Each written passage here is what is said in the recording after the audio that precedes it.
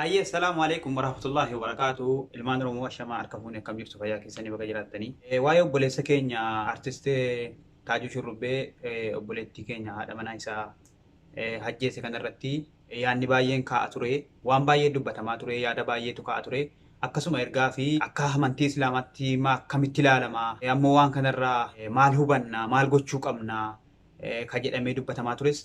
Namoonni baay'een dubbataa turanii ustaazonni sheekoliin gariin namoonni tokko tokko irraa waan kanarratti dubbataa jirus baay'ee ajandaa ta'eerasi waanuma ajandaa ta'uu qabu yookaan immoo waanuma irraa dubbatamuu qabu garuu waan kanarra dhaabbannee waan jalaa qofa dubbataa oolla osoo hin taane waan kanarra dhaabbannee waa hedduu hubachuu dandeenya akkasuma namallee hubachiisuu dandeenya jechuudha. Kanaaf waa'ee jara kanaa isii duutee rabbiin haa araaramu isa jiruufis egaa rabbi haa tolchu rabbi haa araaramu jenna malee inni jirus egaa namni lubbuu nam tokko balleessee akkuma nama du'eeti yeroo hunda cinqamaa jiraata. Egaa rabbiin isaafis haa araaramu martuu du'aa barbaachisa egaa maal goona wanni baddee haa ta'u malee waan kanarraa waa hedduutu batama akkasuma walis hubachiisuun ofiifis waarraa barachuun baay'ee barbaachisaa ta'a. Nu yeroo ammaa waan tokko yeroo argina jennuma godhannee irraa dubbannee hawwisnee maa kun ta'e akkamitti akkana ta'e isa balleessee isii balleessee maa kun ta'e jenneetuma dhiifna malee wanni akkasii kun durii jira ammoo babal'ataa jira.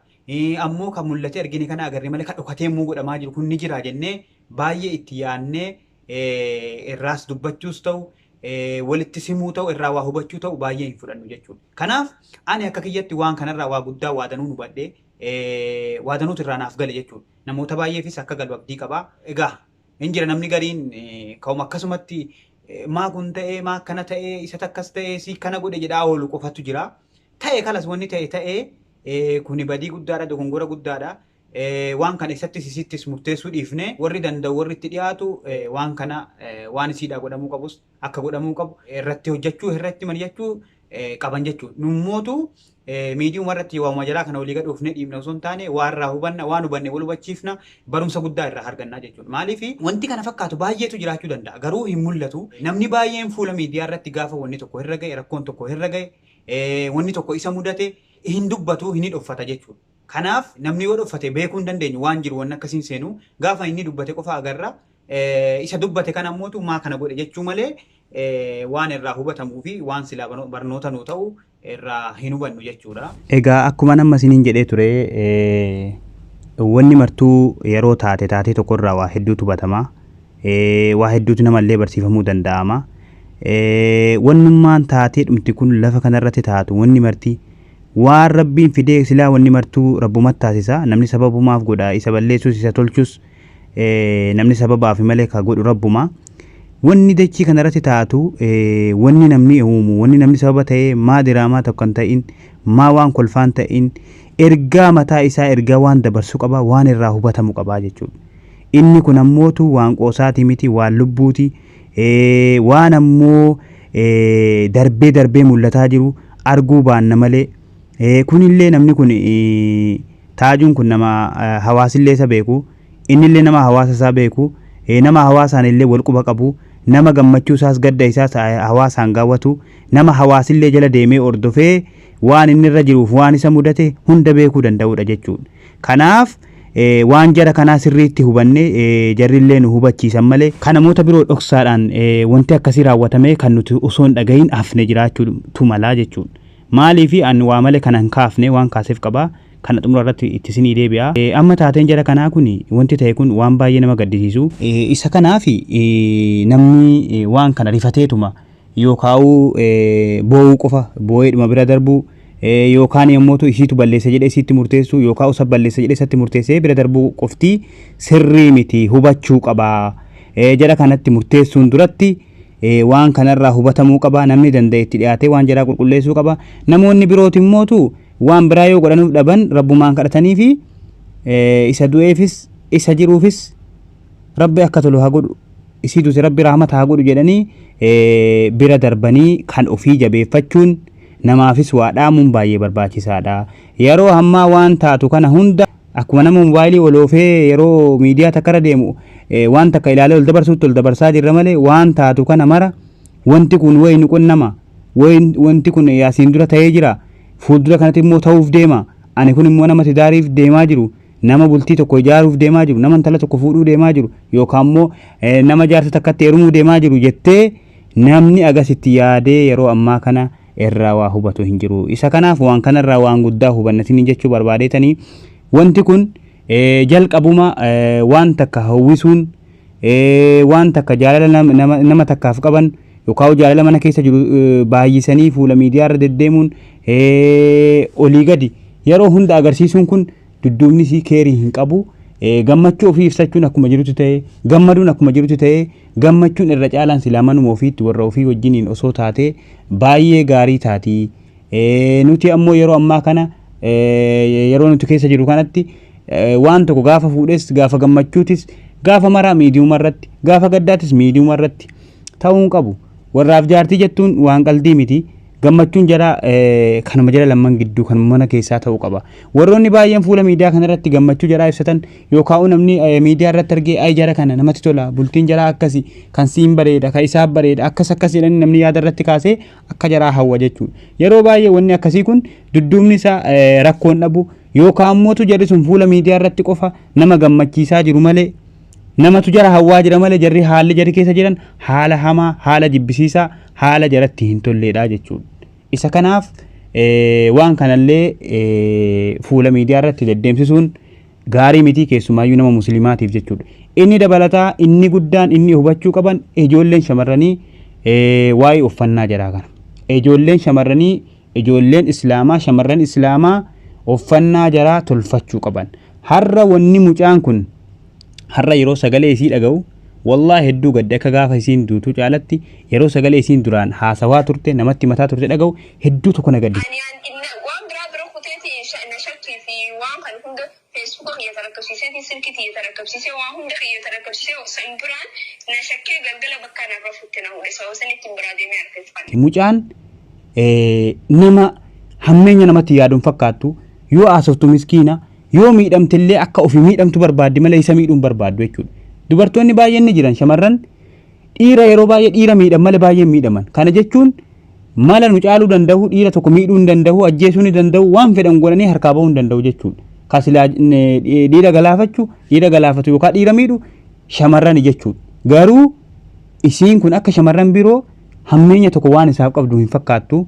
Haa ta'u malee inni simmootu akkan haasawa isii irratti hubadhetti waan kana namni gidduu seenuudhaan inni illee haasawa namaa fudhatee deemuudhaan silumaayyuu bultiin ofii bultiin ijaaramte tokko namni bakkee keessa deemee olii gadi waan barbaade haasaa ta'ee qilleensi bakkee ol sesseena taanaan bultiin sun dudduubeen isii yookaan hin diigamti yookaan loliisa taati jechuudha. Gaariin taatu jechuudha. Akkan haasawa isii irraa hubadhetti inni kun nama namaan ajajamee deemuu fakkaata jechuudha. Namni namaan ajajamee deemu immoo akka bishaan saafaa irraa yookaan sibiila irra qodaa irra jiruuti jechuudha. Garuma qabanitti gadhagaa yookaan gara itti barbaadanitti garagalfamaa jechuudha. Isinii galee kanaaf waan kanarraa akkasiin haasoftitti gara isaati rakkoon hin arge akka haasaa namaatiin deemu yookaan akka inaaffaa qabu yookaan ammootu akka isii kana sodaachisuuf namoonni tokko tokko shamarranitti dhaaddatan wayii waan akkasii waan qabu fakkaata. Gara isiitiin immoo yookaan akka shamarran tokkotti wanni kanarraa hubannu an jaratti waa murteessuuf osoo hin taane isiinis yeroo ammaa fuuldura rabbii dhattee jirti inni sammootu akkana nama du'ee takkaatti yookaan gadda keessa jira jireenyi itti tolee hin jiru gaa inni nuu himatee jira jireenya akkasii kana addunyaa yookaan nama akkas jiru kana waliin jiraachuurra mana akkasii keessa jiraachuu kunaa wayya jedhee murteeffatee waan jiruufi nama kanatti murteessinu somaa bu'aan hin jirtu ani waan kanarraa akka hubannuuf inni ijoolleen shamarranii wanti isin kanarraa hubachuu qabdan osoo isin akka shamarran islaamaa tokkotti uffannaa keessan uffattanii magaalaa tokkotti fi magaalaa hin taane magaalaa miidiyaa garaagaraa irratti mul'achuu baattanii intala islaamaa tokko fakkaattanii la uffannaa keessaniin deemsa keessaniin ilaalcha keessaniin iddee dhaabbattan hiriyoota keessaniin shamara islaamaa tokko fakkaattanii jechuudha. Gaafa rakkoon akkasii kun isinirra ga'e jechuudha. Waan biraa yoo isinii godhuu dadhabe hawaasii wallaahi rabbii isaa isinii kadhatee mucaa kan hamman arge keessatti bakka gaarii fi waan gaarii deemsa gaarii uffannaa gaarii qabdi nama imaana qabu jedhee garaa qulqulluun rabbiin isinii kadhata jechuudha. Har'a mucaa isii kana namni kadhachuu fi danda'a hin kadhata garuu namni baay'een keessoodhaan rifatee fi rabbiin hin kadhatuufi jechuudha. Maaliif yoo jenne mucaan kun yeroo baay'ee islaama osoo isin musliman taane intala Oromoo tokko jenna akkuma Oromootti akkuma dhiiga tokkootti akkuma saba tokkootti siidhaaf gaddina malee wanni akkana nama islaamaa tokkotti fudhannee irraa dubbannuufis yookaan rabbiin kadhannuufis hin jiru. Isiin kun musliima mucaayyoo asaasii dhaggeeffattan namuma rabbiin sodaatu nama bareedduudha. Garuu uffannaan isiin ittiin deemaa turte haalli isiin itti mul'ataa turte baay'ee namatti hin tolu waan intala islaamaa tokkorraa hin eegamne jechuudha. Namni baay'een suurumasii kana hargeetuma mucaan ofiifuu suuraa dhumtisiitu ofiifuu nama badiiti. Isiidhumatu ofii balleesse isiidhumatu ofiillee badii dalage jedhee isiirratti murteesse yoo kaa'u rabbiin illee isiidhaa kadhachuu dhiisaa jira jechuudha. Isinii galaami. Kabiraa namoonni biroo waan kana isiin qabaattus Allahu a'lam rabbumatu beeka. Silaa namni keenya dudduuba waan namarra kaa'u hin dadhabu. Mucaan kun nama biroo waliin hariiroo qabdi nama biroo wajjin jiraannaan namni kun isii ajjeese jedhamee himamaa jira. Wanni kunis lafaa fuudhamee irra kaa'ame ta'e wanni irra gaamee beekamu hin jiru. Waan kana jechoota akkasii kana jechuurraa osoo of qusannee osoo qusattanii baay'ee gaarii ta'a jedhee yaada. Maaliifi mucaan takkaffaa uffata akkasii uffattee yeroo deemtu silaa namni keenya yeroo ammaa kana akkuma miidiyaa irratti argaa jirtan uffannaa keetiin si madaala jechuudha. Gaafati uffata tokko uffattee of tolchitee nama islaamaa tokko yookaan dhiira dardara islaamaa yookaan shamarran islaamaa tokko fakkaattee deemte namni kun imaana qaba rabbiin sodaata nama bareedaadha jedha. Gaafati hin jirrellee dudduuba kan kee gaarii kan kee asaa du'aa isii godha jechuudha. Mana kan kee dudduubni kee mana keessatti maal akka taate hin beeku sana siif rabbi wal beekaa jechuudha. Garuu namoota miidiyaa irratti akka hin taane sirbanii fi akka hin taane qullaa dhaabbatan waan isaan hin mallee fi bakka isaan hin malle dhaabbatan gaafa isaan hin jirre hammeenyuma jira asaa jechuudha osuma jarri sun gaarii ta'anii jechuudha. Isinii galaami. Kanaaf haga biyya duniyaa kanarra jirrutti haa fakkaannu mee foormiidhumaan deemsumaan haasaadhumaan uffannaadhumaan nama islaamaa tokko haa fakkaannu. Kana qofa uffannaa qofaan fakkaannee yoo mana keessatti ol deebine nuyiif hariiroon nuyiif rabbiin gidduu jiru badaa haa ta'u yookaan akka hin taane taanaaf miti kanan jedhaa jiru. Namoonni gariin ka fakkaatanii nama islaamaa fakkaatanii yookaan shamara islaamaa fakkaattee binti islaamiin taatee maqaa gaarii baafattee uffannaa gaarii baafattee dudduuba yoo achi deebitu yoo mana keessa deebitu isiin nama waliiti jechuudha. Sunis gaarii miti badaadha. Walumaa galatti eega islaama ta'ame eega nama rabbiin sodaatu tokko rabbitti amanu tokko ta'ame uffannaa ofiitiinis haasaa ofiitiinis deemsa ofiitiinis hiriyaa ofiitiinis magaalaa dhaabbatamuunis idduma hunda tidaarii ofii keessattis nama islaamaa fakkaachuun daangaa rabbii eeguun daangaa amantii eeguun sodaa rabbii qabaachuun barbaachisaa taati jechuudha. Isinii galee akkammaa miti namni kamuu ni godaana. Gaafa isin addunyaa kanarraa deemtan gaafa nu addunyaa kanarraa kaane namni kasila arra nu beeku la namni tokko amma yeroo ammaa yoo xiqqaate namni kumni 3-4 fuula miidiyaa kanarra beekuu danda'a. Inni har'a 2-3 qofti isa beeku gaafa inni duniyaa kanarraa ka'e kumni 13 isa beekuu danda'a. Amma mucaa kanarraa fakkeenya fudhachuu dandeessan. Ofiisoonni feesbuuk asii filaaworiin naannoo nama 6,700 waan akkasiiti. Amma naannoo nama 13,14 galee jira. Dhaggeeffadhaati. Reef jala deemeeti hojiinsi sana qoqqotee jechuudha. Jala deemee ilaalaa jira jechuudha. Nutis gaafa nu asirraa kaane ni fattashamti jechuudha. Asirratti ilmi namaa bakka nu hoollu, bakka nu teenyu, bakka nu bullu, waan nu barreessinu, waan nu hojjennu, waan nuti dubbannu miidiyaa nuti qabnu qabeenya keenya hunda fattasheeti yaada nutti kenna jechuudha. Keessatti gariin nu abaara. Isinii galeemi gariin nu ayyaba. Rabbiin birattis akkasitti hidhannee fuuldura isaatti fattashamuu teenyaa jechuudha. Hojiin keenya qabeenyi keenya wanti hundi jechuudha. Qaamni keenya guutuun jechuudha. Isa kanaaf waa'ee miidiyaa kanarratti bareechinee waan fuula miidiyaa kanarra facaafnu kanarratti ofaa eeggannu. Nama baay'eetu gaafa namni hin jirre gaafa namni du'ee dhiisaati gaafuma namni rakkoo tokko seene firumti keessan yoo isin fuula feesbuukaa irratti fuula miidiyaa garaagaraa irratti waan hin taane maxxansan ta'e gaafa yookaan du'aa godhaa fi yookaan abalu kun waan akkasii ta'e yookaan gammadee yookaan rakkoo irra ga'ee yookaan waan akkasii jedhee hawaasatti isiniif himu maqaa kan keessan maqaa miidiyaa keessanii ol hin baasu jechuudha. Maquma keessan qofa barreessa malee akka miidiyaan keessan namatti ol hin bahu hin godhu jechuudha. Maaliif itti saalfata jechuudha hojii keessan jalatti. Innis gaafa maqaa miidiyaa keessanii ol baase namni garseenee yoo ilaale miidiyaan jalee waan hin taaneef waan fokkattuu waan jala jiruuf isa ol baase sanallee namni hin tuffata jechuudha. Sanaaf namni maqaa keessan dhoksuu barbaada jechuudha.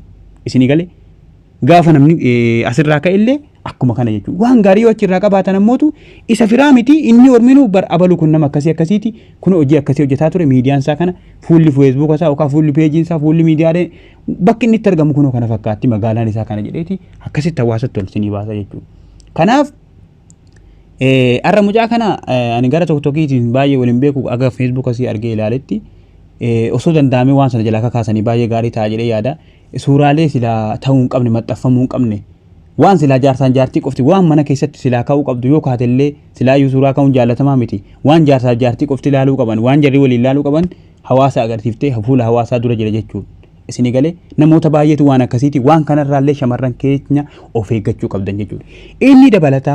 Inni dabalataa eega nama tokko jaallattanii itti hidhattanii baasii guddaa hin baasisiisina. Na dhaggeeffadhaa sirriitti bakaatila. Maallaqa guddaa nama jaallattanii itti hidhattan tokkotti hin baasisiisina.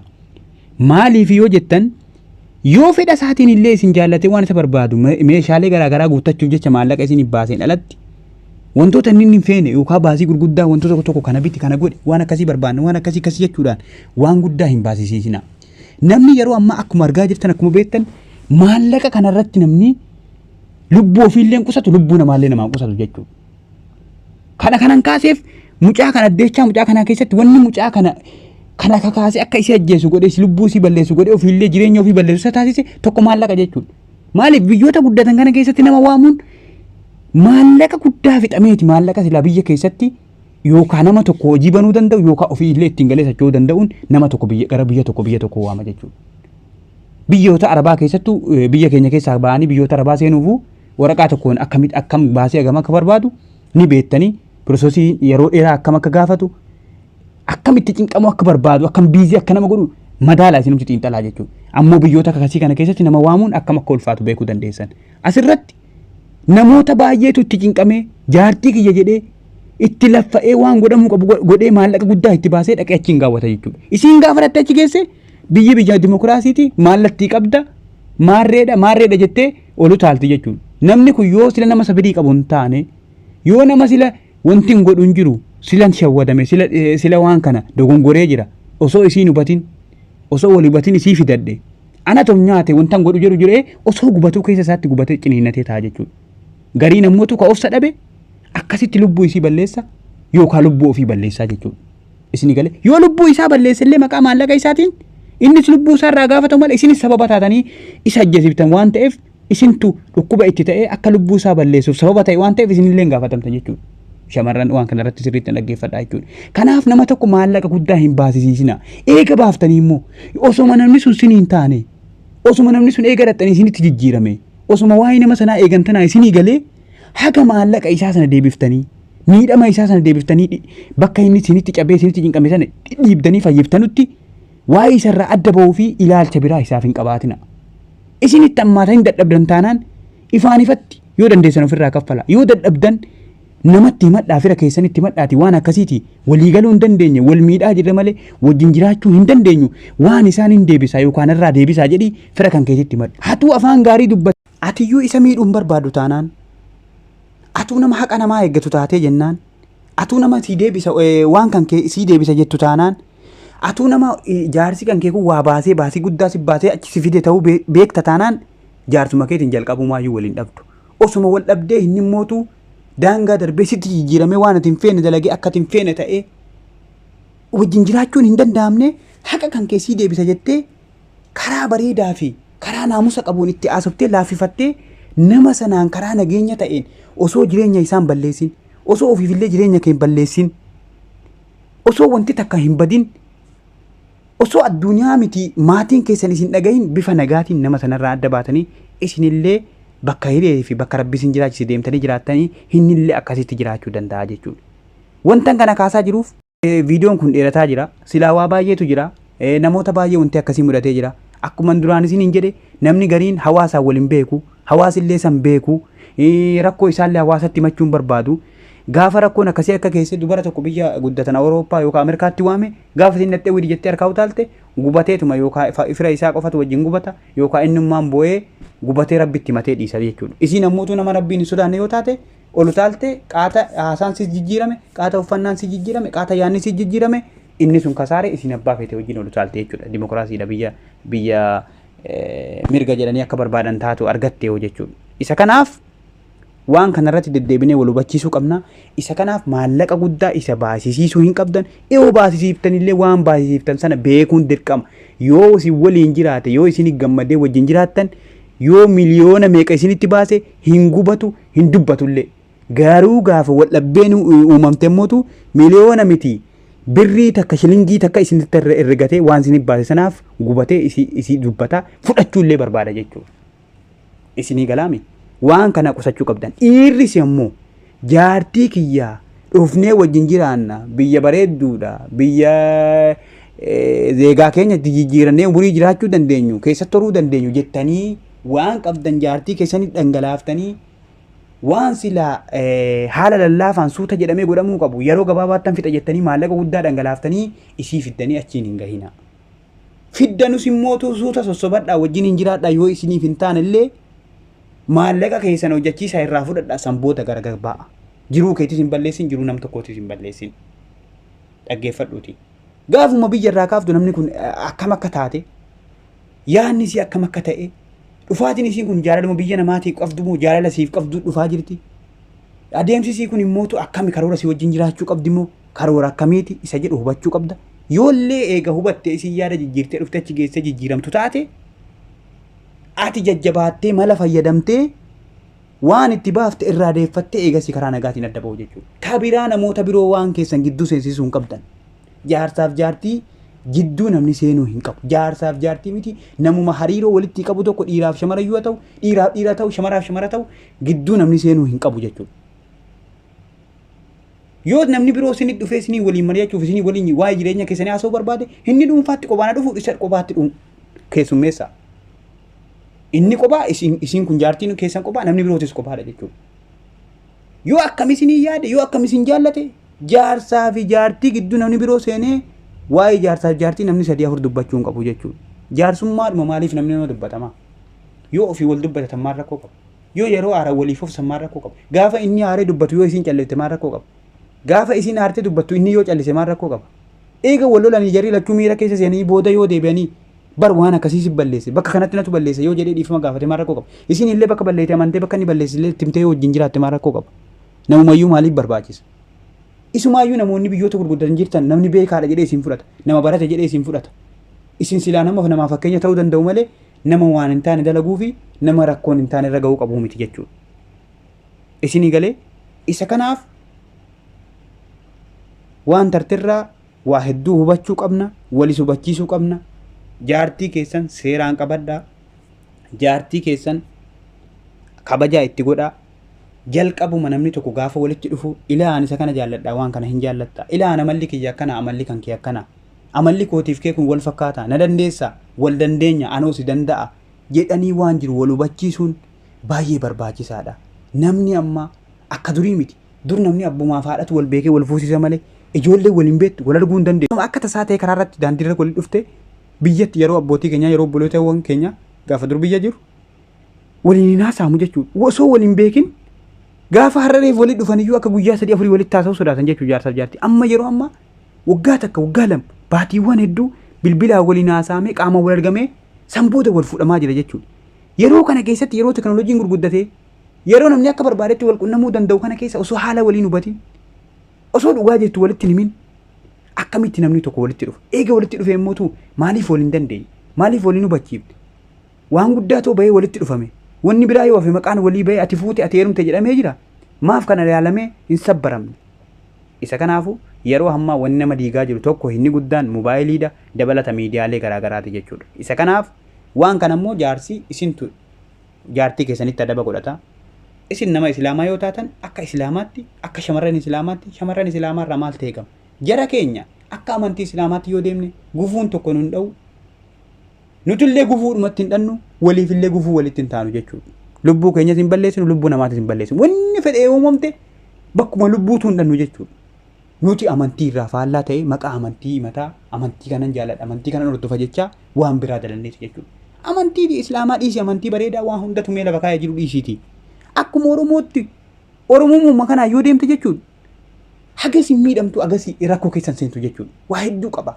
Sii galee yeroo hedduu Oromummaa fi amantaan islaamaa kun baay'ee wal biraa bareeddi baay'ee walitti dhuftillee abbaa walitti qabatee deemuu danda'u baay'ee jireenya isaa bareechiti innillee ittiin bareeda waliin bareedama jechuudha. Isa kanaafuu mee dura akkuma amantii keenyaatti haa deemnu eegasii immoo akka sabummaa yookaan akka Oromoo tokkotti akka intala Oromoo akka jaarsaaf jaartii oromtichaa fi oromtittii tokkotti haa deemnuun isiniin jechuu barbaada. Viidiyoon dheerataa jira silaa waan baay'eetu haasa'ama. Kanaaf warroonni bultii ijaaruuf deemtan waan kanarraa hubachuu qabdan akkuma nama isiniin jedhe kisaaraa guddaa keessa wal seensisuun gaarii miti. Maaliif eega fuutanii ganaa jaartii keessanii ganaa haga waliin jirtan ganaa waan bitamuufii qabu kennaa garaagaraa gammachiisuu waan isiidhaa godhuu qabdu waa hedduu godhaafi teessa jaartii keetii waan ta'eef jechuudha. Atillee jaartii kan kee ganaa waa hedduu si godhuu danda'a. Si jaallata jaalalli jiraannaan ganaa waa hedduu godhamuu danda'a. Har'a qofa wanni godhamu faayidaan tokko illee hin jiru. Har'uma gaafa walitti dhufan kana godhi waa hunda godhi jedhanii waa wal baalliisi maallaqa walirraa qixaaseessuun maallaqa dhangalaasuun bu'aa tokko hin qabu. Jaalalli jiraannaan ganaa waa hedduutu walii godhama. Ganaa waa hedduutu wajjin hin jiraatama jechuudha. Baasii guddaa walitti baasuun gaarii miti. Baasii jechuunis gaarii miti jechuudha. Isa kanaaf maaliif dhiirri maallaqa tokko gaafa fuudhee yoo isiin taateef hin gammada rakkoon qabu maallaqa sana yaadatu. Gaafa isiidhaan wallabe birrii kuma mana baase iddoo akkanatti kuma mana baase waliigala kuma mana baase birrii aganaan osoo kana godhe yookaan immoo bakka kanaatii fuudhe barsilaa osoo kana fuudhe iyyuu birrii agana nan baasiftu isiin kun birrii agas na baasifte garuu kana taate jedheeti miira keessa seenee bakka of to'achuu dadhabee sadarkaa isii balleessuuf ofillee balleessuutti deema jechuudha. Isa kanaaf akkasii dhiirtillee jaartii kan kee yeroo kamuu kaddamachuu yeroo kamuu waa bituufiin yeroo kamuu kennaa garaagaraa kennuufiin haga lubbuun jirtu jiraata waan ta'eef yeroo tokkichaan gammachiisu jecha yeroo tokkichaan jaartii kooti jettee akkuma wal jaallachuun jiru akkuma wal fuudhuun jiru akkuma herumuun jiru adda ba'uunis jira akkuma wal jaalalli jiru wal jibbuunis jira waan ta'eef waan qabdu hunda ittiin dhangalaasin waan kan kee qusataa eeggataa deemii wanni martuu daangaa qabdi baasiinis kennaanis gammachuunis jaalallis hundi isaatu daangaa qaba. Daangaa itti godhataniin deemuun barbaachisaadha. Inni guddaan tokko daangaa rabbii fi daangaa amantii keenyaa eeggannee safuu keenyatti eeggannee yoo deemne rakkoon tokko hin jirtu.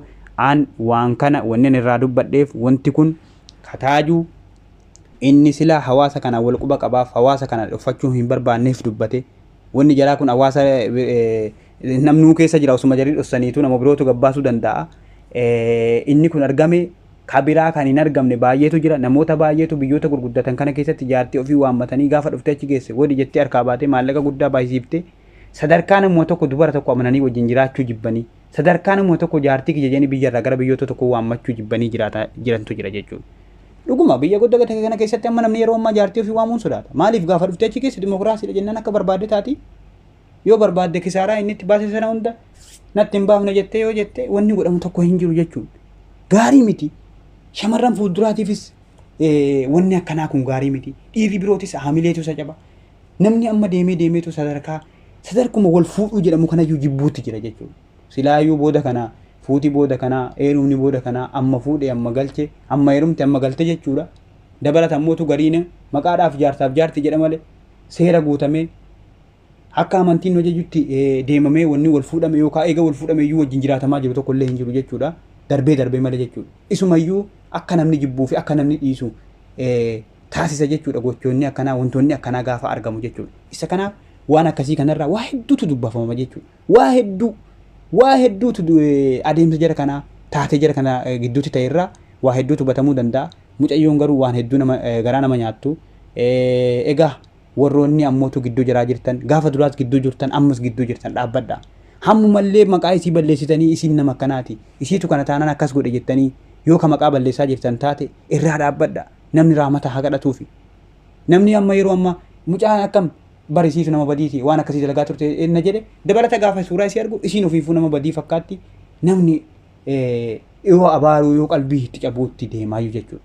Eebbisuu caala yookaan du'aa godhuufii dhiisee jechuudha. Kanaaf waan akkasiiti gidduu warri jirtan dhaabbadha.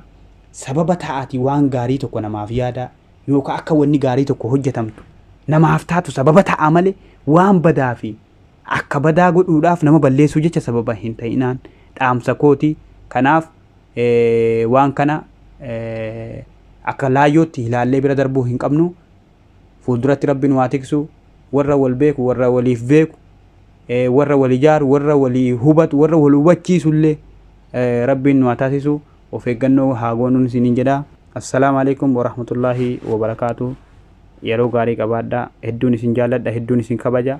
Egaa namoonni narra haasaa beekan, namoonni narra yaada gaarii burqisiisan, namoonni narra waa hubannoo qaban, namoonni narra waa nama hubachiisuu danda'a waan jiranuuf ani yeroo hedduu namuma yaanni isaa gaarii ta'e yaanni isaa namaaf ta'u anallee fayyadee namallee fayyada jedhu miidiyaa kiyya bakka hundaan affeera malee ofii baay'ee dubbachuu hin barbaadu. Haa ta'u malee yeroo tokko yaada ofiitis ibsachuun yaanni namaa garagara waan ta'eef akkuma yaanni nama biroo waan fuudhee nama birootiif dabarsee ni ta'a jedhe maybe yaada nama sanarra yaanni kan kooti immoo nama birootiif ta'uu danda'a waan ta'eef yeroo tokko yaada ofiitis dhiyeeffachuun barbaachisaa ta'a inshaallah gara fuulduraatti viidiyoo fi waan nama qaamaan beennu waan tokko irraa hubannu irraa dhagaa jiru afaan walii beennu miti suuraalee takka ilaallee suuraan kun waan akkasiitti irraa dubbifama waan akkanaa ibsa waan kanarraa silaa waa tubatama jennee gara fuulduraatti yeroo irraa suuraa ilaallee suuraa irraa waan tokko wal hubachiifnutu dhufa jechuudha. Maaliif akkuma nawwala isiniin jedhe wanta taatu kan hunda siirra waan hubatamutu jira jechuudha. Waan hunda waan lafa kanarratti taa'aa jirtu kana yoo ilaalte yoo duuka deemte irraa waa dubbifta irraa waa sii gala irraa waa hubatta irraa kanaaf ta'eedha jettee irraa hubannoo argatta jechuudha. Inshaallah warra waa hubatee wal hubachiisu rabbiin waa taasisu. Nama dubbiin galuuf rabbiin waa taasisu jaraamni diinii waa hunda taasisu rakkoo muumintootaa kan jayaachisu nama diinii kanaaf fidaa of taasisu rabbiin waa taasisu jannatatti yaale ala kitaabillahi sunnatur rasuuli.